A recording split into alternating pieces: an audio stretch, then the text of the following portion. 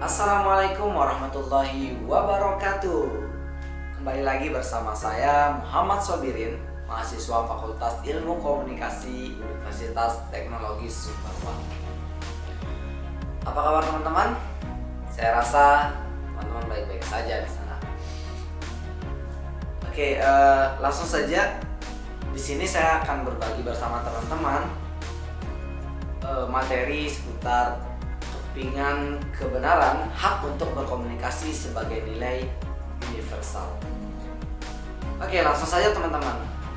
Dalam buku Darwin yang memperkuat hasil studi DNA mitokondria bahwa manusia sebagai makhluk sosial memiliki kesamaan satu dengan yang lainnya. Ini juga dikaitkan dengan genetika nenek moyang mereka berasal.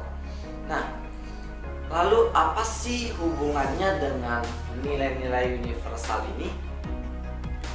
Menurut Oppenheimer 2004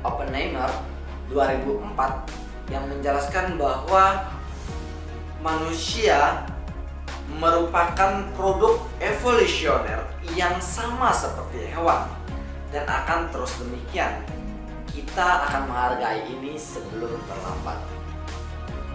Logikanya bahwa manusia berbagi kesetaraan dan nilai intrinsik sebagai manusia, sehingga sangat penting untuk menegakkan kesetaraan manusia. Di dalam Universal Declaration of Human Rights juga menjelaskan bahwa manusia dilahirkan bebas dan setara dalam martabat dan haknya. Berikut juga hal-hal yang dianggap diskriminasi dan tidak dianggap kebenarannya. Yang pertama, kekerasan yang didukung oleh negara. Dimana kita bisa melihat sebuah contoh antara Israel dan Palestina misalnya. Dua negara yang sampai detik ini terus berperang. Pada dasarnya tindakan yang dilakukan oleh Israel kepada Palestina ini mendapatkan dukungan penuh dari negara. Kemudian yang kedua, sterilisasi orang-orang cacat. Kemudian yang selanjutnya yaitu kekerasan genosida. Bagaimana kejahatan genosida ini yang dilakukan oleh Nazi yang bisa dibilang sangat-sangat sadis sekali seperti itu. Nah, selain DNA dan DNA mitokondria ini, ada juga hal-hal yang bersifat universal dalam kehidupan manusia, diantaranya yaitu air. Betapa penting air dalam kehidupan manusia, di mana dalam pembentukan manusia atau komponen tubuh manusia itu sebagian besar terdiri dari air. Nah, pada tahun 2002, Komite on Economic, Social, and Cultural Rights, hak atas air sebagai jaminan atas kehidupan yang layak, karena itu hal yang paling mendasar dalam kehidupan manusia. Tahun 2003, WHO juga mendukung penuh posisi CSER atau Committee on Economic, Social, and Cultural Rights tentang hak atas air.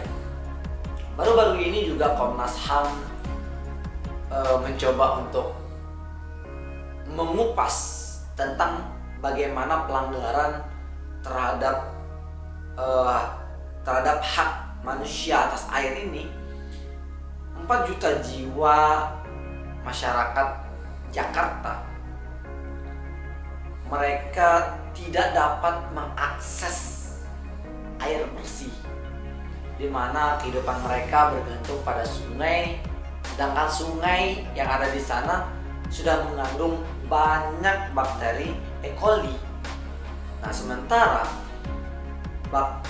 ketika tubuh mengandung banyak bakteri E. coli ini, maka dapat mengganggu sistem kekebalan tubuh dalam manusia ini.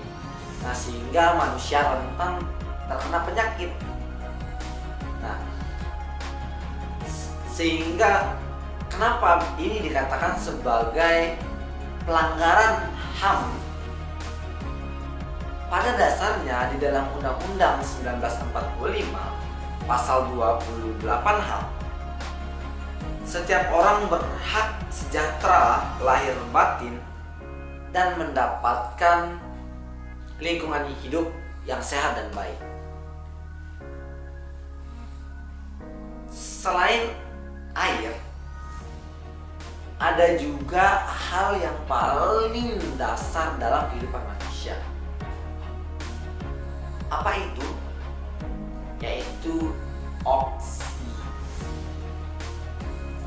Ketika teman-teman bisa hidup dalam waktu 7 hari ketika teman-teman tidak membutuhkan air.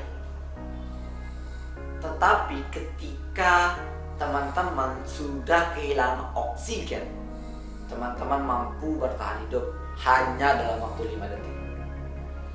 Nah, bagaimana ini bisa terjadi?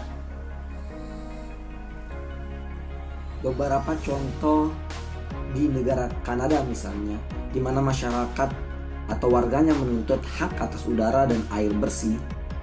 Dengan meningkatnya industrialisasi di Kanada, tidak sedikit dari masyarakat yang dalam darah dan urinnya mengandung racun kimia. Selain Kanada, juga di Amerika, di mana Amerika sendiri dalam tiap tahunnya itu menghasilkan 5,4 miliar ton polusi udara. Selain Amerika juga ada Cina yang dapat menghasilkan 8,2 miliar ton polusi udara. Tapi dalam hal ini pemerintah juga tidak diam, melainkan mencoba mencari solusi dari permasalahan ini. Lalu berbicara tentang air, oksigen, apa hubungannya dengan komunikasi? Manusia sebagai komunikator sosial, mereka hidup berkelompok sejak zaman nenek moyang mereka dan saling bergantung satu sama lain, sehingga perlu adanya komunikasi untuk bernegosiasi dan membuat sebuah perjanjian. Misalnya, komunikasi sama halnya seperti air, merupakan bukanlah barang yang diperjualbelikan atau layanan yang disediakan sebagai amal. Nah, seperti itu. Dan banyak sekali fenomena-fenomena yang terjadi, pelanggaran terhadap hak atas berkomunikasi ini, seperti di Papua, Indonesia misalnya. Di Papua saluran internetnya dimatikan, sehingga apa? Masyarakat Papua tidak bisa mencari atau mengetahui informasi-informasi apa yang terjadi di lingkungan sekitar mereka atau terjadi di daerah-daerah lain yang ada di dunia.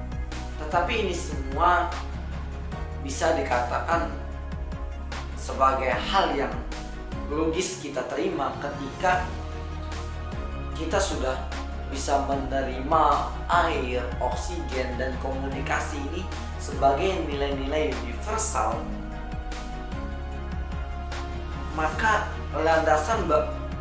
ini akan menjadi landasan untuk melihat sudut pandang dalam memperoleh pengetahuan.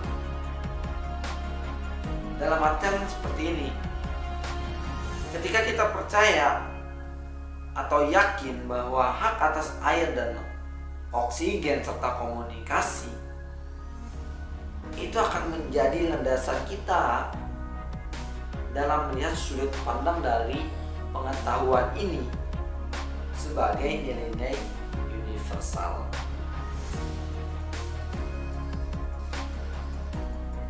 mungkin itu saja yang dapat saya sampaikan pada kesempatan kali ini.